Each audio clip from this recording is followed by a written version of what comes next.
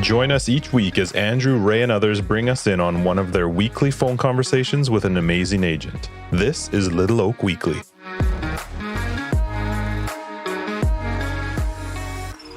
Hey everyone, this is Andrew Bracewell, and you are listening to Little Oak Weekly. Today we have a juicy episode. We get to spend some time with Stephanie, aka Steph Petrie.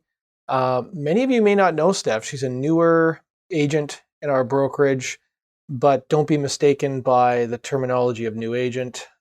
Steph absolutely kicks ass, comes to us with an incredible sales background, long history of success in her past, and she's just an all-around cool individual with a lot of great knowledge in her brain, and we get to listen to some of it today. So we get into her previous career, her careers, I should say. She spent some time in the tech industry and sales, a little bit of photography. We talk about, some life passions, her perspective of real estate 9 months in, what she thought it was going to be and what it actually is, where her career is taking her in terms of vacation properties and her knowledge of the Okanagan. And we talk about something really cool, the Kids Help Phone, which she's been involved with in volunteering, and some other kind of life stuff that I'm sure you'll enjoy. So Steph is a great, great person. I got a lot of admiration and respect for her, and I'm sure you're going to enjoy this episode as much as I enjoyed talking with her. So without further ado, here is Steph Petrie. Hey, you've reached Steph Petrie from Remax Little Oak Realty. Sorry, I can't take your call right now. But leave me a message or shoot me a text, and I'll get back to you as soon as I can. Thanks, and have a great day. After leaving a message, you can hang up or press pound for more options. Hey, Steph, it's Andrew, just trying to connect for our podcast. I bet you followed instructions and put your phone on Do Not Disturb. And you're calling me. Perfect. Hello. Hey, Andrew, I had Do Not Disturb on my phone. Oh, I called it. I knew that's what it was. That was perfect. You were doing everything the way you were supposed to do it. I know. I really felt serious about that. So it's funny because when you texted me, that came up on my computer, not on my phone, because I just, blocked my phone. So yeah. Here I am. Yeah. Do you need to call me back? No. We're live. We love all the goods, just the way they are. Yeah, awesome. It's perfect. So you're hanging out at your house today or what? I am, as I do most days. Yeah. And I've got, my kids are off today, so they're looking after my loud dog. Yes. Today is one of those, I don't know, what is there, like 100 Pro D days in a year, or what's the count now?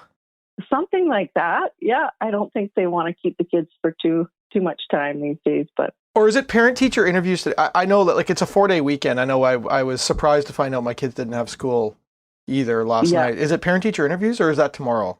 I know there's one of them. So, yeah, per my comments on the WhatsApp. Yeah, you made. I don't really know. I'm sort of I'm like a Roz Fokker. I'm like, just show up with your shoes on and I'm good, right? When's the last time you went to a parent-teacher interview? Oh, elementary for sure. Like long time ago. A long time ago. Yeah. But, I will say my kids are, they're kind of doing their thing. My oldest doesn't really love school, but she's getting through it the best she can. And, it's up to them really, in my opinion. So what are your kids' ages now? What grades are they in? They're in grade 11 and 12. Yeah. So I feel really glad for them to have a bit of a senior year experience this year. Last year was kind of sucky for a lot of teenagers, I bet. So yeah, totally. Are they doing are they back to normal with all the grad activities, or what's the program? Pretty much. Yeah. My oldest went on a grad cruise in October. Cool. And apparently they could take their masks off, but they couldn't dance. So I thought that was a little funny. It's like you can catch COVID, but don't catch pregnancy or whatever. That's amazing.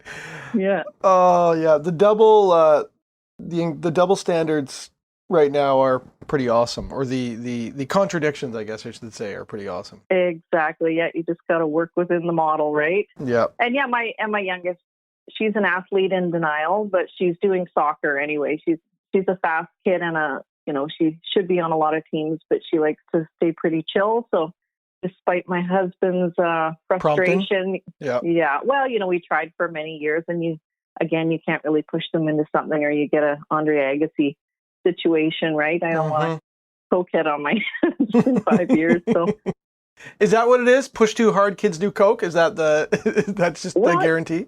What's interesting? I have, and I have to be careful because I don't know who hears this, but I have a lot of relatives who've done interesting things, but they're all addicts of some sort. So I think with genius and a lot of hard work and sometimes being pushed into something you don't necessarily love can lead to self-medicating. So from firsthand experience, I'm like, do your thing, do it hard, do it well, but don't let it be my thing, right? Well, if we're going to get deep right away, I would phrase it like, I don't want to make a joke of this, but when somebody loses all control, or if they feel like their life is being completely dictated, then I think what the books and researchers and professionals say is they look to find something that they can control. 1,000%. Sometimes it's a drug addiction, sometimes it's a food addiction, sometimes it can be a number of things. But when control's taken away, then we want to get something that we feel like we have control over. You got it. Wow, look at us. We ended up there in like 3 minutes. Yeah, that's crazy. There you go. Yeah. Hey, and you know what? There's no point in not going deep. I'm a big believer in that. I think I'm a big advocate of tough conversations early and often. And I think honesty is really important. It actually was sort of one of the chapters in a audiobook I just listened to on the 12 rules for life. And one of them was honesty. And it's so true. Like, you don't have to be honest to the point of hurting people's feelings, but you don't have to be dishonest to the point of delaying, what's going to be inevitable anyway, right? Yeah. Is that book 12 Rules for, like, is that, that's Jordan Peterson's book? Yes. Yeah. Okay. Yeah, I've also read that. That's a great, he's become quite the polarizing character in life. I'm a big fan, but I understand there's a lot of people that don't like him too. Yeah, what's interesting, I listened to the audiobook and it was recommended for me based on some things that I'd listened to on Audible. Yeah. And because I'm driving a lot, I'm really enjoying that. He's very emphatic, and I don't know if he's super religious or not, but that seems to come into his storytelling a lot, but I don't mind that. I'm open to whatever people want to talk about as their example. He was raised in Protestant Christianity, but I would say that today, like, I think he would describe himself as more of a mystic. So, yeah. and he's incredibly knowledgeable. Like, when it comes to like the historical facts of anything, from those times, Bible related, he's very, I believe he's a doctor. He's very well studied. So he uses story and I guess the word would maybe be allegory in a lot of his in a lot of his language. But yeah, he's not, I don't know, for lack of a better term, he's not a Bible thumper. Yeah. But he's got that in his background, and I find it quite refreshing. Yeah, for sure. And I'm a big believer in, like, read anything, read everything, take what you want from it, right? Everyone's a teacher. Nothing scares me. I grew up Catholic, so, I'm already traumatized. So, it's like, yeah, I love to hear what people's take on things is, and I don't necessarily have to agree or absorb it. I'm not super gullible, but then I'm not on TikTok several hours a day like my kids, so haven't been programmed. So that's your most recent book. Is there anything else you've read lately that's been impactful? Yeah, the Never Split the Difference was a good audiobook. That's a negotiation one. I think I've read that in the past too. Yeah, exactly. And I found that really interesting because it's ingrained in us in our sales careers about kind of these win-wins and all these scenarios where people walk away happy. And this guy was sort of a hostage negotiator who's like, there's no such thing as win-win. Yeah. If they win, someone dies or whatever. So, it really was an interesting deep dive into the psyche of all cultures, right? And how people need to feel like they're getting what they need out of it. And it might not even be what they're negotiating for, which I think is really the underlying theme. It's kind of these basic fundamental needs of being heard and accepted and acknowledged that might be even more important than the thing that you think you want, right? Yeah, I like that. Yeah. Tell me about that condo you just sold. Tell me about that. There's two of them, but... okay. I saw you sold one of the high-rises, 12th floor, in that, what's that building called? Mahogany. Yeah. Yeah. Walk me through that. Yeah, so that one is it's firm, not closed. We've got subjects removed, but yeah, beautiful building with the commercial underneath, and it's a good fit for my client who's going through some transition in his life, and he knows some folks in the building and that sort of thing that might be supportive to him. So yeah, really excited about that. And as you know, a lot of my work so far has been more so in the Okanagan. So that was interesting to do the research on what's around in the neighborhood. And then I sold another condo to a young fellow that you had filled me in on. And so he's had. Did that happen too? Yeah. Okay, awesome. What happened with that deal? Yeah, so he just had his inspection yesterday, and we're going to be chatting later today about removing subjects, which are due next week. But I think he's pretty much there. He's got his financing in order and everything else. So he's super stoked. He wasn't in a rush, and I wasn't rushing him, but he kind of saw what the inventory was like out there, found something that was a really good fit for what he wants. It's ground level, and he hopes to get a dog. And, I said, hey, as someone who's had puppies, having access to a little patch of grass without an elevator is pretty awesome. And which building is that in? That was, I'm trying to think of the name of the complex, but it's right off of Old Yale Road. So it's Old Yale and what? Let's say, I'm drawing a blank here. I want to call it. It's right where the little corner store is, and it's. Oh, is it like at Park or Campbell? Yeah, I think Campbell. Like it's heading towards Yale High School, up the hill? No, it's actually closer to downtown. So it's just at the top of the hill. I don't know why it's escaping my brain at the moment. Old Yale Heights? Nope. Viva on Park? We could play this game forever. No, it's a 6-year-old building. It's got to be the one on Campbell. Whatever, it doesn't matter. But that's so we bought a little 1-bed or a 2-bed or something like that. Yeah, a little 1-bedroom, and yeah, he's super excited. He was living in a camper van, so he's any amount of space for him is going to be an upgrade. Wow. So you're licensed now for what, 9 months? Yeah, about that 200 and something days. I have my little spreadsheet. I'm a spreadsheet geek. I'm trying to anticipate, when you're building your pipeline and everything else, sort of extrapolate what my annual income might be or how many deals I might do in a year. But yeah, it's about that. And yeah, I think my first deal was the beginning of March. I actually had a family member who wanted to move out of their townhome and into a house, and they were just literally waiting for me to get my license so I could show them properties. I don't know if you remember, but one of the gals in the office took us through. Yeah. Natalie helped you out with that one, correct? Yeah. And then Amy Bradabo took us through our first viewing because I, couldn't do it. I wasn't licensed yet. So wow, cool. She escorted us, and so it was literally like, the ink was still wet, and we were doing my first deal, which was a lot of fun. And what are your deal? You mentioned the Okanagan.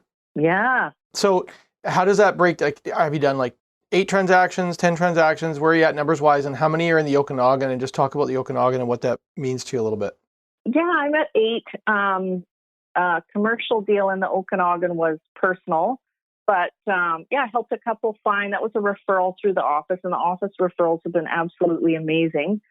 But I helped a retiring couple find a great little spot on a golf course up in Oliver on Indian lease land. So I've had some amazing, experiences already dealing with, First Nations leasehold land and gap insurance. And they were also looking at manufactured homes and mobile home parks and, learning about all these different nuances as you go. And when you get into recreational property, you're in a lot of these other territories, right? And dealing with insurance during the fires and all this stuff. So it's been an immersion by necessity, but I've loved it. I think that's the best way to learn for sure. Cameron's always reaching out to me to see what I need, but I keep telling him I'm kind of a need to know kind of person, right? I'm high functioning in what I'm doing. And then as soon as I need to know something else, you'll reach out. Go hard on that and learn all about that. And then it's so much more meaningful, right? So do you feel like you're kind of getting it, or is there any areas where there's still blanks or you're a bit lost, or where would you say you sit 9 months in, 8 deals in? Yeah, where I sit, I think is extremely optimistic and excited. I love it. I mean, you had said kind of in the preamble of what we might chat about, like, how are you feeling now compared to what you thought it would be? It's so much better than I thought it would be. Interesting. Yeah, I mean, it's just for so many reasons, including like my past life and how the tech industry had changed over the years. Being my own boss, essentially, I love to call you and Ray and Natalie boss because it's like you actually aren't, and it's wonderful because you support people in the way that they need it, which is essentially, here's encouragement, here's training, here's support, here's some guidance so you don't get in trouble. That's what people need, right? They don't need a gun to the head. They don't need ultimatums. They don't need, quotas that are unrealistic because most top performing salespeople are going to have their own goals anyway, and they're going to be their own hardest critics. So you don't need anybody else doing that for you. And so I've found it to be so refreshing. And yeah, I think, I know that I have so much to learn. And in every situation, I would never, even years down the road, take for granted that I know everything I need to know because, every home is different, every contract is different, every client is different. So I think you can't ever get complacent, but that fear of screwing up royally is gone, that you have in the beginning, like, how am I ever going to understand this whole contract? And it would take me hours, to put together a CPS because I want to make sure it was perfect. And in tech, we did always have teams, sales operations teams that would do a lot of that for us, purchase orders and all the contract stuff. We had lawyers and everything else to do that. So you essentially built the relationship, identified their needs, worked with them on it, found a solution, worked with them and negotiated on pricing. But after the fact, including getting them deployed and up and running was up to other people. So I know this about you, but actually you and I have never gone in depth about your previous career. And I'd love to hear more about it because here's the story I have in my head. The story I have in my head is that you lived out the high pressure downtown New York, Toronto, whatever, LA sales career working for big corporate America. Is that accurate? Yes. Yeah, exactly. And at the time when I was in my 20s, I was super keen to do all that. I mean, I got to travel around the world. I started my career in tech as a software trainer. So I was teaching people how to use, reporting and analytics software and spreadsheets and all that kind of stuff. Was that like 90s or when was that? Yeah, that would have been the 90s. Okay. So I started at a company called Crystal Decisions that was downtown in Yaletown in a brick building in 97. And I had just spent 2 years in Atlanta, Georgia, working for a software training company. And I was hired by a law firm, the largest law firm in the South, hired me. And I only mention that because the software training company tried to sue me for leaving. And they just kind of tore up the piece of paper and laughed because they're like, does he know you have 700 lawyers on your side? But wow, anyway, that's cool. So yeah, I went to work for them, and I had always kind of wanted to leverage my ability to understand complex things and convey them to others and make a lot of money doing it. But I always loved what I was doing. I always made sure that it was something that I enjoyed doing, but I was ambitious in terms of, working towards a great income and having the courage to ask for what I deserved, which I think a lot of women don't do. And I, often coach friends on, like, no one's going to come up to you and say, here's more money, right? You have to go to the table and that sort of thing. And so, yeah, I spent 10 years with that company. They were eventually bought out, and they're now a big SAP building in Yaletown. And I was there for 10 years. And then because I had small children, I just felt it wasn't a good fit, to be traveling around and golfing, and that my husband's trying to run his business and take care of 2 small kids. So I resigned and decided to put that on the back burner. No regrets about that, and did, some contract work for small startups who needed to build sales teams and do recruiting and build, Salesforce, CRM dashboards and things like that. I would help them get all that up and running, and kind of dove in and out of like working for a company for a year to going back to contract to doing some photography to trying to get my executive MBA, all this kind of stuff, right? Do you have your EMBA? No, what happened is the company I was working for, I did the GMAT and I got a great grade, and Queen's offered me a scholarship, which is essentially just a discount. Right. Here's an opportunity to give us money. That's what that is. You can just give us a little less than a lot of money it's going to cost you, right? Yeah. And my sister-in-law, who had done it, said it's really hard on marriages and blah, blah, blah. Think about whether this is something you really want or if it's just like something you always thought you needed. And my husband felt the same way. In their EMBA, sorry, because I've looked at this as well, not through Queens.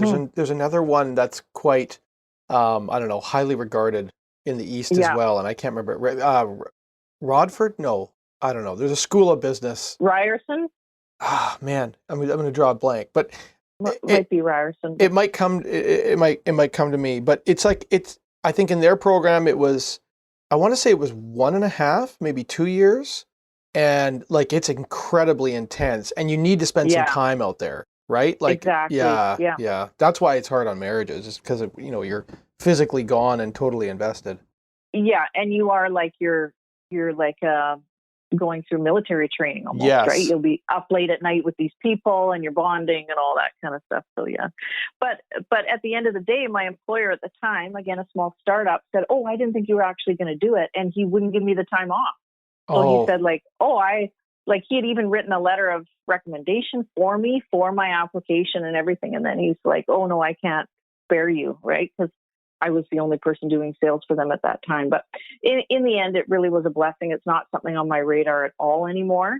It was good to, go through the process of studying for the GMAT and taking the test. And, it's like when I did the real estate test and you're just like, oh man, what's happened to my brain, right? Things used to just stick there so easily 30 years ago, but it's good to keep challenging ourselves. So who were you with? I seem to remember you mentioning one time you were with a company that was impacted by the terrorist attacks in 9/11.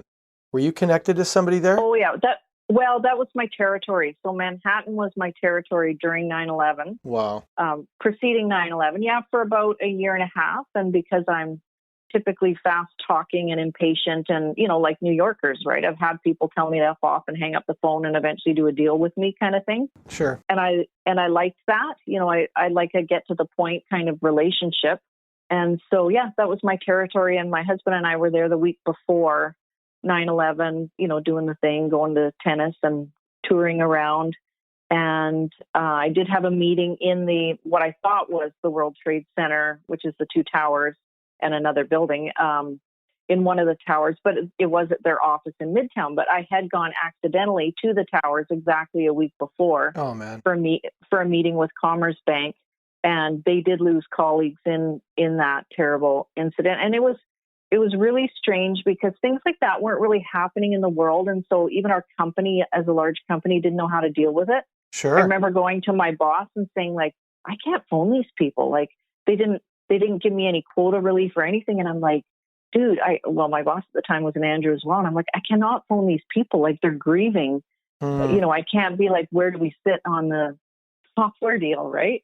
And interestingly, I got promoted at the same time and didn't have to worry about it. So, but it was, tragic and very strange because nothing like that had ever happened to the world, really, right? That was before a lot of these school shootings, I think, and whatever else. So it was unsettling for everybody. There's a lot of stuff that we've take as normal, and have you taken as normal for the last 20 years, but prior to 9/11 wasn't normal. Yeah. Security, like going through an airport prior to 9/11 was like, it so was much fun. It was a fun experience. Yeah, totally. Yeah. And it's not fun. And it wasn't fun after that. No, exactly. And my pre 9/11 career was a lot of travel. So, I had all the points and the upgrades, and it was so fun traveling and getting your bumped up to business class and blah, blah, blah. But things changed. And now with COVID, it's like, we were semi-prepared for something crazy, I think, in a way. But it's just, even that's made things even stranger still. Mm-hmm. And as you know, we were traveling last year during all of that. So so how did you ended up in Kauai for 4 months, correct? Correct. Yeah. So had you planned a Kauai trip? Like, you were already going to Kauai. This wasn't as a result. It's not like the pandemic hit and you said, shit, let's get out of here, let's go to Kauai. You were going to Kauai already, or how did that all come about? The latter. Yeah, we definitely had it already planned. Yeah. In a big way, because it was a long trip. We had 2 places that we'd booked to stay at. We had brought our dog. So that was actually the biggest thing, is that we had to get her 2 rounds of rabies vaccinations. Then you need blood work to prove that she's had it. That goes to a university, like literally thousands of dollars to get a dog to Hawaii. And just put some dates to it. Like, when were you landing in Hawaii to start your trip? Yeah, so that was Valentine's Day 2000. So we left. Okay. So a fair amount before pandemic then, like a few weeks before. Exactly. Yeah. Yeah, a good month. And actually, we were about a month in when things started to hit the fan, literally. And a close friend of mine, her husband was at a dental conference and he got COVID and was in Surrey Memorial for 2 months. He was on life support for 3 weeks. So a big part of the trip for me was like trying to emotionally support her. Wow. And then we were on lockdown there where they had the National Guard out and you couldn't walk on the beach. Like everything was closed. So for how long? For quite a long time, like about a month in, around March 20th or so, it felt like things shut down, like restaurants shut down. And so we had spent the first half on one side of the island. And I even said to the family who, they wanted to surf. And I said, well, let's save Poipu and the southern side. Let's leave that until we go there and stay there. And then we can do all our exploring there, right? Sure. Because they were just chasing waves every day. And I had envisioned like going for walks and going to the Hyatt and grabbing a coffee and happy hour and all that. But of course, none of it. It was ghost town when we got there because they had banned tourism. No one was allowed to fly in. And, there were no cases on the island. Like I think at one point, there was a handful at one point, but we really kept an eye on like their ICU beds and that. We didn't want to be a burden, but we were following the rules like everyone else. And we were already there and had planned to be. Yeah. But because we moved to our second destination during the lockdown, the second place, all the few people there thought we had just said, let's go to Hawaii during the pandemic. Oh no. So they were super hostile to us, but we rented a really shitty van and took care of that. Like no one really bothered us after we just drove around in a rusty old vehicle and no one really noticed us. Was it like, was it a house that you were in or a townhouse complex or where were you? The first stop in Kapaa, we were in a little house, like a guest house up in the rainforest. And unfortunately they said they had Wi-Fi, but they really didn't. And we had put our kids in the virtual school. So they had to go down to the Starbucks every day with my husband to actually do some work. But it was really cool. I mean, it poured rain every day. So I wouldn't recommend people staying in the rainforest if they're living. Yeah, that's what it does there. Yeah, it was like, what are we thinking? But then when we went to Poipu, like that was a condo, an older condo, right? I mean, we were on a budget and trying to live long. So it was like you get these people who live there year round who think we're coming to just escape. Wow. And have fun. But there were so many blessings to it because our kids knew that their friends everyone was quarantined, right? Everyone had to stay home. And so it removed that element of like, are they getting bored? Do they want to go home and hang out with their friends? Like no one was hanging out anyway. Mm-hmm. So they really just did settle into this lifestyle of going surfing with dad twice a day and I'd make dinner and, it was pretty cool that way. So you could go down to the beach and surf still, even when they were locked down? Yeah. It's funny because each island has a mayor and then there's the governor of the Hawaiian Islands. So the mayor of Kauai was a big surfer. So, that's amazing.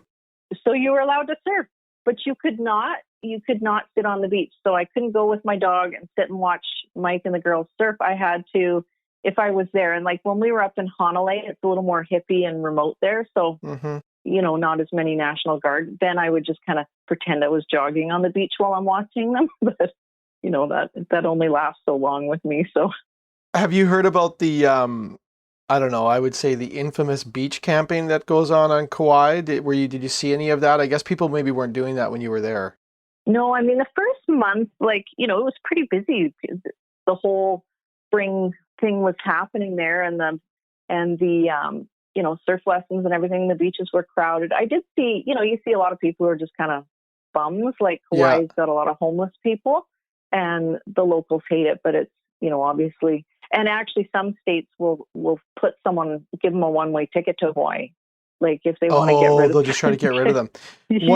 One of my, I think I would say my wife's favorite experience in life, other than, marriage to me, obviously. Hanging out with you, yeah. Is she went with some girlfriends to Kauai, and they rented one of these like vehicles designed for driving on the beach, Oh, yeah. and they camped on the beach the entire time they were Yeah, there. cool. Yeah, And that's neat. she just fell in love with Kauai and thinks it's the greatest thing ever. And they were dirty and disgusting for a week, finding different beach campsites, building fires, eating at local taco stands or whatever, right? Yeah. And it's not the Ritz doing it that way, but she said it was magical. And so I wondered if you had encountered that or seen that, but maybe not, given that you weren't doing that. Yeah, and maybe I didn't notice them in the beginning, but yeah, they would have They shut would have all looked of like that homeless down. people. That's what they would have Yeah. looked like, other than the vehicle they're driving. Well, and that's the thing. You do like every parking lot you pull into, kind of like Tofino. Like there's a bunch of vans with people, changing in them and whatever. And so yeah, a lot of that, and definitely a chill vibe on Kauai versus some of the other islands. I love that I knew not to pack heels or whatever. It was like we could have packed 3 items of clothing. You know what I mean? You're just literally in the same thing every day. And yeah, it's great. I don't know if I'd do it again like there. My family is a little more routine. They love to go back to places they love, where I'd rather explore something different every day. But awesome family experience. And, because I switched careers 4 years ago, and a lot of that was because of stress. And I'm, because I've had loss in life, I'm a big believer in, making the most of this family time while we have it. So we planned it for that reason, that we knew our girls were getting older and that grade 11, 12 would be more intense and not allow them to escape. So I highly recommend it for anyone. A lot of people reached out to me privately and they're like, man, like, that's so crazy. I want to do something like that. I'm like, just do it. I know we're fortunate in that, we have more freedom with our work, but I think we all have a lot of excess stuff that we spend money on that we could parlay into other things. Like I sold $14,000 worth of stuff on Craig's, on Facebook Marketplace before we went, old kids' toys and Lego and all this stuff. Like everyone's got stuff sitting around that they could convert into a memory, right? So that's cool. What I have a memory of this summer, we were doing a photo contest in the office on Facebook, and everyone's submitting their photos, and then all of a sudden you submit something that looks like a professional photo sitting on someone's wall of your daughter. So Yeah. where does this ability come from? Because your photo taking ability is above normal or above average. Oh, thank you. Yeah, I mean, I think that's why I turned into semi-professional when my girls were younger, because people would say, "Oh man, can you take kids, pictures of my kids like that?" And that's what I did for a little while, but I quickly realized you make a lot more money in software. So you did do that. You did do. I did. Okay. Yeah. Okay. Well, that makes sense then. Yeah. And were you doing weddings or families, or what were you doing? No, that's funny, because I was going to make my website idon'tdoweddings.com. My husband and I eloped. I hate weddings. I hate sitting around, so I would never do that to somebody. And actually, my niece asked me to photograph her wedding, and I did, but it was painful. I'm like, can I just come and eat and drink and do what the other people are doing? But yeah, no, I loved working with kids because that was the phase I was in, and I love and adore kids. And so I did a lot of that. I had, strobe lights and a photography studio in our home in Maple Ridge. And then I would do like 80 kids in a weekend at a kids clothing boutique or something. I was really good at marketing myself and getting myself out there. My marketing skills probably exceeded my talent, but it was fun. And like I say, art turns into work as soon as people critique it and want something different, right? It's yeah. So I did find like it takes some of the joy out of it, because a ton of the work is, editing photos and posting them up to a cloud for them to share. And, they might want some prints, which I don't even want to deal with that. So I would just give them the raw files and let them do what they want with it. Where I could have made a lot more money, when people come in and you sit and you show them things and sell them a big piece of artwork. But that's not where my interest was. So yeah, eventually I just went back to tech because it's what I knew, and it was a much easier way to make great money. The thing in photography is, if there's no one in the photo, who's going to pay for it, right? And family photography has its limitations. There's so many people now doing it, for hundreds of dollars versus thousands. Yeah, I feel like it's a very oversaturated market. Yeah, and that, I was just at the beginning of it. They had digital cameras, but they didn't, your phone now can take better pictures than my first Nikon, right? Absolutely. Yeah, no question. So, I mean, people don't even need wedding photographers anymore because the second shooter always gets better shots anyway. You might as well just tell people to take a ton of pictures and send them to you. And I'm sure people do. Yeah. Yeah. Yeah. I want to go back to real estate for a moment. You had said something earlier, and I might bastardize the way you said it, but something to the effect of, I think you said things are going better than what you expected 9 months Yeah. in. I'm curious to know, what did you think it was going to be like versus what it is actually like? Yeah. And then you're a person who's brought like immense experience and history into this career, but what I hear over and over from people is that, wow, this is tough. Like, there's some things that are really tough here. So I just love to hear your thoughts around that. Yeah. And I think, coming from tech, you are sort of, I would say, the cream of the crop in business. Like, there's people who do pharmaceutical sales, and that is kind of similar, where you have to have some medical knowledge. You have to be able to communicate with high-level professionals, right? In my career, I was working with, executive people at Microsoft or whatever. You have to be able to walk into a room and understand technology and understand business and buying behaviors of the C-suite and all these kinds of things. So I was always in a very intimidating environment, and, presenting in a room full of people who are just staring at you. I was really used to having to prove myself again and again and again, especially as a woman in tech. It's just, they want some young hotties, but it's really hard to suffer that career for a long time unless you're going above and beyond.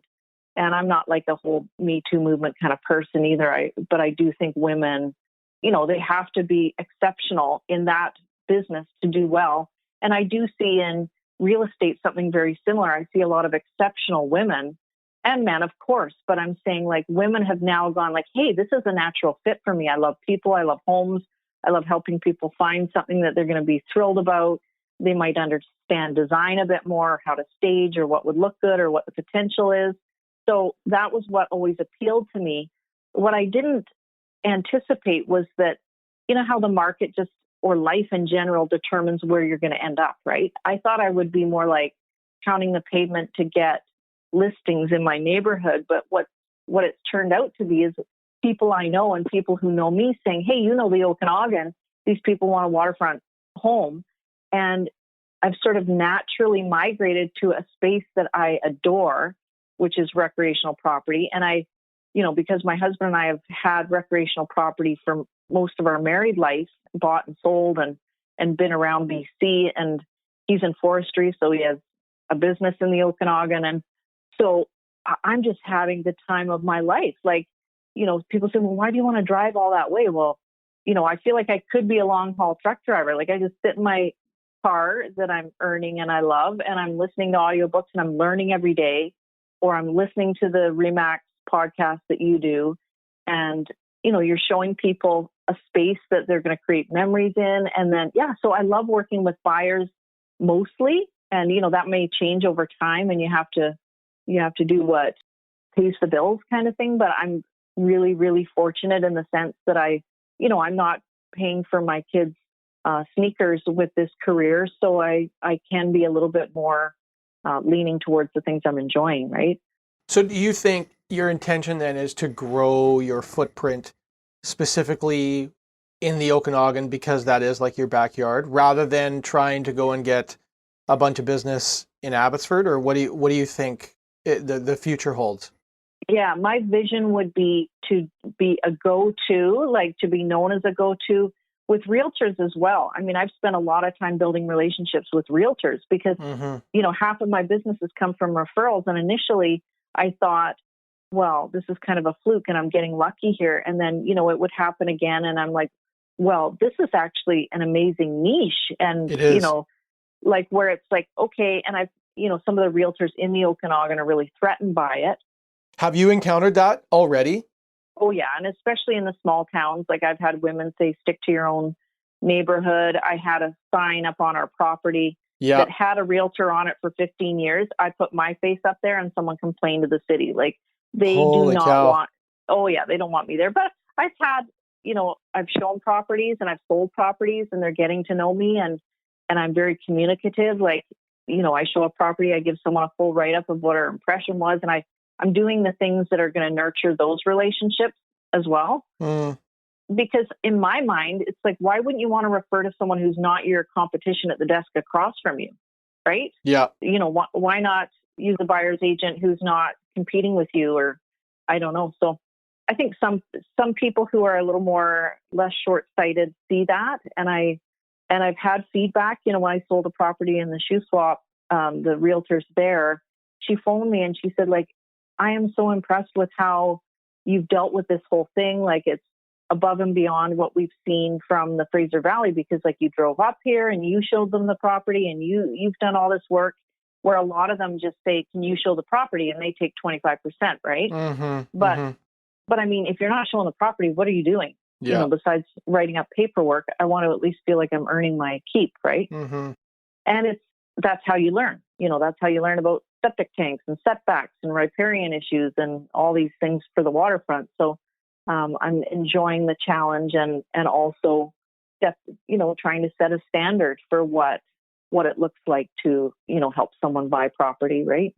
You mentioned at your time in tech, there was like, I think you made comments like, it was tough for a woman, and I'm assuming that's obviously around, gender related stuff. Do you feel like to what level is there challenges for you and people like you right now in this moment in our industry? Is there like, what do you have to wake up with in the morning and think about as a woman that a guy wouldn't be able to relate to? I don't see it. Like, I don't, other than like chatting with women about things like safety issues during an open house or walking through a property with a stranger. But for the most part, like, for example, this weekend, I'm showing people some properties in the interior. I've never met them before. They're a referral, and the person who referred me doesn't really know them well. However, my husband's driving me, and this is kind of a bit of our retirement plan, that he's going to be my driver. I use another word that I can't really say, but I like that. I could think of some. I like it. yeah. He's working for me now, but I kind of feel like I have my bodyguard, and but at the same time, it's kind of people I sort of know. I'm making sure, like, it's not, because I worried about that. I thought, well, what if some random guy I've never met phones me and says, I'd like you to show me some properties. And there's some scary shit that's happened. Like, it's real. And I really think I would just say, I'm sorry, I don't know you, but I can refer you to some people. I typically work with referrals or whatever, right? Mm-hmm. So I think, of course, there's always safety stuff that women have to think about when they're alone. But other than that, I certainly don't see any limitations in terms of ability to make an income. And we've seen that in our office with the heavy hitters, right? Mm-hmm. Yeah. And the beauty of, like, when I worked in tech and sales, the beauty of the leaderboard was, if I sell something, I get paid. I get paid the same commission as a guy. And I love that. You're on an even playing field then. The only limitation is your leadership, whether or not they promote women, whether or not they give you the support you need, whether or not they give you the territory that you deserve, right? But in real estate, I mean, there's no limitation for a woman. You could work until you're 80, and I've seen a few of them. Absolutely. Like, there's people in Maple Ridge selling real estate that were selling when my dad did it 30 years ago.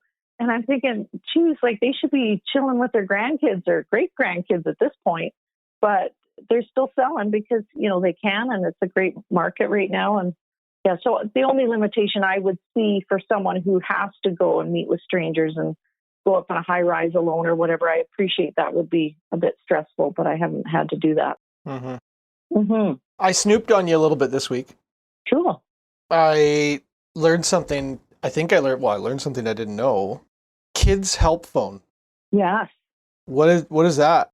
Yeah. So when I left my job, let's see, that would have been February 2018. So that 3 years and a bit ago, when I left due to stress, we'd had a car accident and I was having panic attacks, and I literally just had to unplug for an unknown period of time. My whole boss said, "Hey," family in the car accident, or? Yes. Yeah. We were wow. on the Coquihalla, and a double semi-trailer crushed us into in the snow shed, the tunnel Yeah. in the Coquihalla. Yeah. We were in the fast lane and he pulled into that lane and pushed our truck against concrete. Yep. So it took our front tires off and we were just stuck there like sitting ducks, like in this blind spot.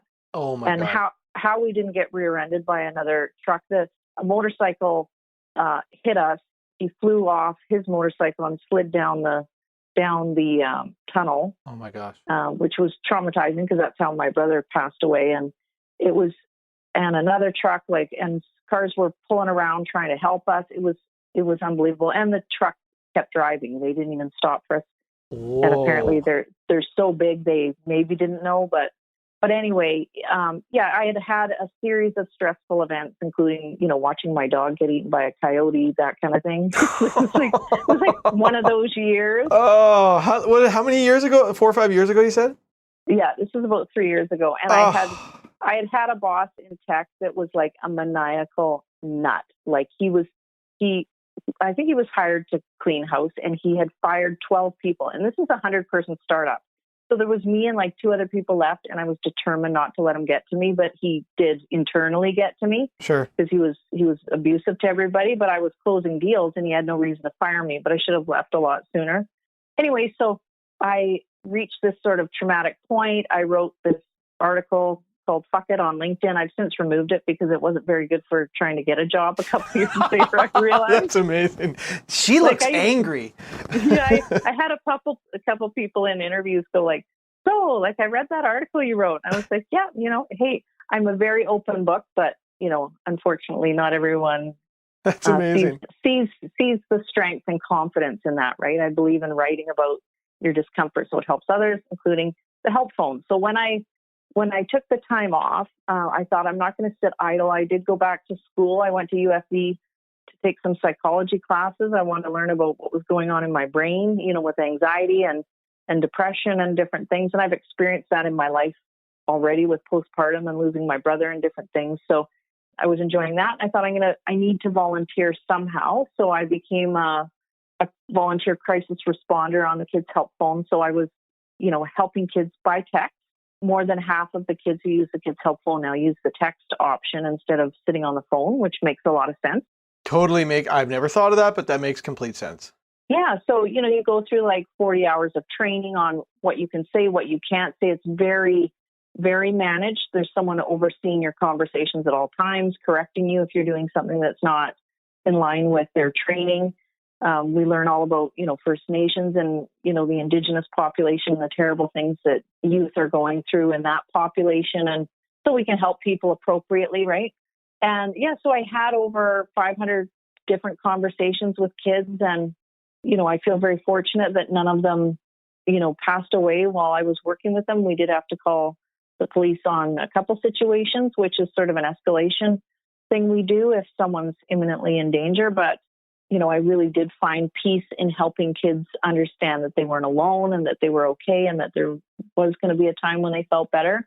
And I'm just a big believer in giving back. And I think there's a big mental health crisis everywhere right now, right? So I find those skills have come in handy with my kids, with friends who are going through stuff. I know a lot of people have come to me about their children either cutting or having eating disorders. I mean, there's a lot of stuff out there that people don't talk about, but it's pretty common and frightening. But anyway, that was something I could do, and I enjoy it. Once I got my real estate license, I put that on the shelf because I always did night shifts. I felt that was when that's when I was most needed. In the daytime, they have a lot of volunteers, and since COVID, I mean, they've had an unbelievable number of volunteers. Like I went on when I was in Hawaii, I logged on to see if I could help, and there were 40 people sitting there waiting. Just waiting for a message to come in saying, I need help. Exactly. Where Wow. When I started, I would take a night shift and I would be the only one on with a supervisor, and I would have 6 people waiting, and I'd be having conversations with 4 people at once. Like I'd have 4 windows going. Yeah, it was super stressful because they were understaffed and they needed me. And I knew if I didn't do that shift on a Sunday night, what would they do, right? So now I don't feel the obligation anymore, and I still promote them and donate to them and so on. But yeah, that was an enjoyable period of time, and I recommend it for anybody who wants to feel a little bit better about their own situation, because everyone's going through it, right? They must have put you through some level of training before they release you to the wolves, or how does that work? They did, yeah. Like I said, it's about 40 hours of online training, and you have to, they'll do some mock, like with texting, it's quite easy if they send you a mock conversation and you're responding right after you've taken the training. And then they'll test you based on that. Okay. Yeah. So there's things like not asking more than one question in a row feels like you're interrogating, right? Yeah. And they become second nature as you start to do it, but and not getting personal. Like, that's something that I struggled with, because I'd want to share with someone, I felt that way, or, I know how you feel. Like, you're not supposed to really share anything about yourself. You're supposed to keep it more third party. And here's a tool you can use on our website, that kind of thing. But I did tend to spread a bit of mommy love on the kids. And while it was just me, I kind of got away with it. Once there were more people and more supervisors, they're like, hey, I don't think you should tell them this or that. Or, and I'm like, yeah, I had my own style, I guess. But yeah, it was good. Do you like to feed people? Yes. Yeah, I do. You must. You had a girls only party that I considered making a formal complaint about. But, Yeah. I held back. But I saw the pictures. Yeah, the next time I have a party, I'll make sure I let you guys know so that you can drive all the women home after. I would do that. I would absolutely do that. If there's some leftover food and whatever, I would totally do that. Yeah. No, what did you serve that night? Go over the menu. What did you do? I think actually a lot of it was skip the dishes, TBH. Oh, did you? Okay. Yeah. Well, that's why it looks so fancy. Yeah, I ordered a bunch of pakora, and that, of course, I did like the standard, veggie trays and all that kind of stuff. And I do love to cook, up at the cottage if people are visiting us and stuff, and doing big dinners with family and that. But I've learned that when you want to socialize, it's a little bit easier to have other people take care of the food. So yeah, we ordered in sushi and some pakoras and so on. But it was great, and I think, as much as the guys were kidding around, it's really important for women to connect, because they're often, we're taught from a young age that women are our competition, right? In many aspects in life. And I just don't believe that, I believe in rising tides raises all ships, and I want to have great relationships with the women in the office, as many of them do. And I'm just a big believer in building that community. And it's not anti-men. I kind of joke, like, if any of the guys want to come and not talk about scotch and whatever, then great. But it's an opportunity for women to, like, take off their high heels and just relax and not worry about being a woman. Like, there's a lot of stress that goes along with presenting yourself every day as a woman in business and trying to live up to the bloody photos you have up on the internet and all that, right? So I just think it's really powerful when women decide to get along and to share. It's only good for everyone in the business. Amen to that. Yeah, that's good. And there's so many amazing women too. So it was like, totally. Yeah, even anything I can learn from any of them is bonus for me. There was a neat connection that was made there at your place that night too, where there were some newer people brought along, and I know that there's some people that are now working together as a result of a connection that was made at your place, which is super cool. So that's awesome. It is awesome, and that's what happens, right? And I think Merita's brought along someone who was thinking of joining her group, and it's just why not, right? And it's good for Remax. I'm a water carrier, as it's called. I tend to, once I sign up with something, I'm like a cheerleader, and like Remax Little Oak is where it's at, and I do believe that we have an exceptional level of talent in the group, as is shown by the stats and everything else, and including yourself and all the leadership. So I'm really proud of working at, this brokerage. And so I think, let's just all rock it. Totally. I can't let you go. I appreciate every minute of your time, but I can't let you go until I find out what your plans are for Halloween and what your costume's going to be. Oh yeah. And someone's having a party next week too. So it's usually I dress up just for the neighborhood kids. Yeah. And for some reason I found this like joy in doing face makeup, like sugar skull makeup. And now that's culturally appropriating and so on, even though I feel like I have a bit of a past being formerly Catholic-ish. But anyway, this year I'm doing kind of a fairy thing with a blue long wig and whatever, but doing some fun makeup with it. And I think my husband's going to be Bob Ross, so that should be fun too. You know what? I went to a party a number of years ago where me and 3 guys, we kind of all collaborate, or 4 guys, we collaborated, and one of the guys was Bob Ross. That's awesome. And it was amazing. Like, it was really, really good. He had his whole little, what do you call the thing that the paint sits on that you walk around with? You like would know. A palette. He had his palette. He had the hair. He had he had brushes. Yeah. He talked all night about there are no mistakes. There's only happy accidents. It was amazing. I love Bob Ross. Do you know that my youngest daughter, she has requested many times to fall asleep listening to Bob Ross talk on a YouTube video. Oh, that's so cute.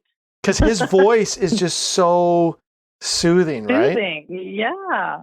And that's something, I've given this thing to my kid. It's hilarious. So I love podcasts, hence, this thing that we're doing. And my kids have observed that I oftentimes fall asleep with a podcast on. That's just kind of a habit I got into, which is probably dumb because you probably miss half of it. But I like the sound of human voice. It actually relaxes me. So my son falls asleep with podcasts, and my daughter wants to fall asleep with Bob Ross. Oh, that's so cute. Yeah, it's pretty good.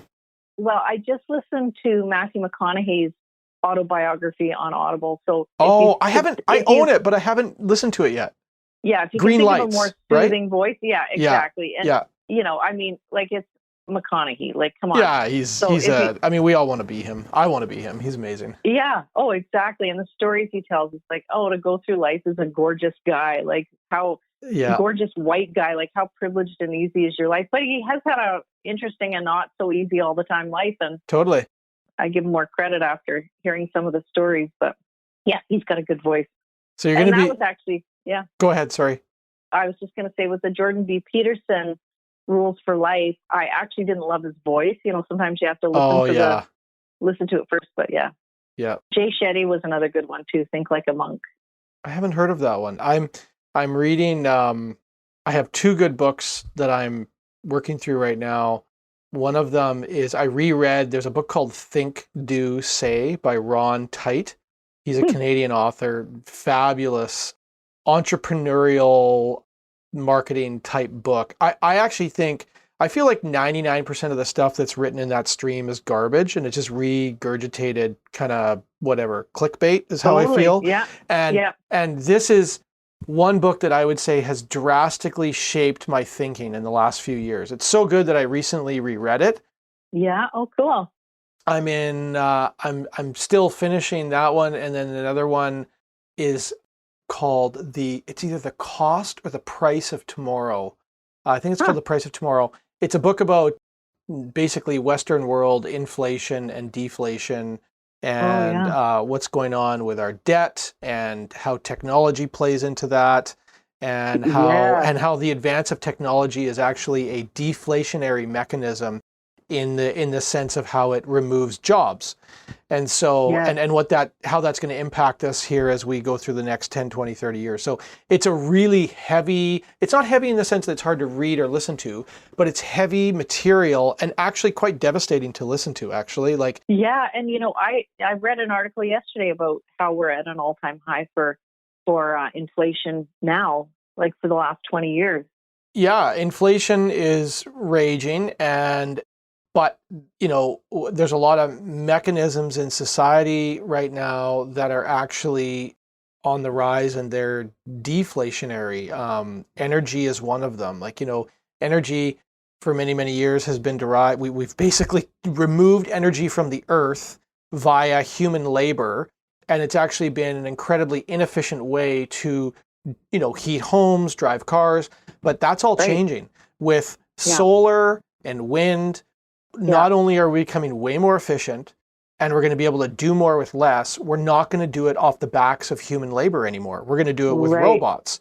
And that the impact that that's going to have, I think in the Canadian economy, energy accounts for, I want to say it's like 10% of all jobs within Canada. And so if we are going to use technology to create a more efficient way of creating energy, what are we going to do when all of those people are out of work? Exactly. Because that's what's happening. And that's only one example. There's far more examples of how technology is in fact deflationary. So this book, it's heavy, but it's a really, I would say, intelligent read. Important And relevant. And so I'm in the middle of that one right now as well. Good for you. Question for you. Yeah. Do you miss the day-to-day? Like, I know you're still selling properties, but you're doing more of other things as well. Do you miss that, or do you like the transition to more leadership? And I definitely still have my leg in the sales realm too. Not to the degree. Sure. Yeah, my day looks different now than it did 4 years ago. I don't miss it, not because I didn't enjoy it, but I would say that I enjoy what I'm doing now even more. Yeah. I love this business, and I mean, it's been amazing to me. Like, it's given me incredible opportunity, and it's done amazing things for my family, and I feel like it's given me this like platform where a lot of my natural abilities look incredible, whereas I feel like I could be in a lot of other positions in life and not look incredible. Yeah. I happen to like land into something that was well suited for me, which is, a lot of luck and chance. Well, no, it's not luck and chance, but that's well, so yeah. I you know what I'm saying. It's yeah. So I feel like it's been awesome to me, but I really, really am enjoying this new challenge of, this industry that I love and that I care about and people in it, and trying to now create and be a part of something that can be better, faster, stronger, more amazing for the next 10, 15 years. Yeah, exactly. And I really, really enjoy the feeling of knowing that I've made a mark in someone's life. That gets me up in the morning. If I hear a story from somebody where they say, hey, thanks so much for helping with this, and then I see evidence of it in their career has changed, or a growth pattern has happened, or they've gotten over a hump, that's like endorphin releasing for me. That's for sure. So yeah, I'm as time goes by, I'm obviously going to have a little less going on in the sales realm, but I'm just as excited about what I'm doing now. And I'll also say, I don't have any intent of not selling, because I think continuing to be in the game and be relevant in the game is actually what's going to give me a competitive advantage from the ownership perspective. Like, this industry is, I say this respectfully, but the industry is old, and it's got a bit of a crisis in that the vast majority of broker owners are baby boomers that haven't thought through succession. And so this is where I actually think the opportunity is for a person like myself, in that, I think that I can, and then when I say I mean we, like everybody in the brokerage, but I think that I can bring a perspective that is different than what most of the competitors can bring, because most, if not all, broker owners haven't done what I've done recently in the sales industry, and certainly aren't still doing it. Yeah. So I think that's, I'm excited about what that means for Little Oak in the near future. Yeah, for sure. Awesome. Hey, thanks. I really enjoy chatting and hanging out with you. Thank you. You as well. It was a lot of fun. We'll hopefully see each other sometime soon. Yeah, for sure. Thanks, Andrew. Okay, have a good day. Great day. See you, Steph. Okay, yep. Bye. Bye-bye.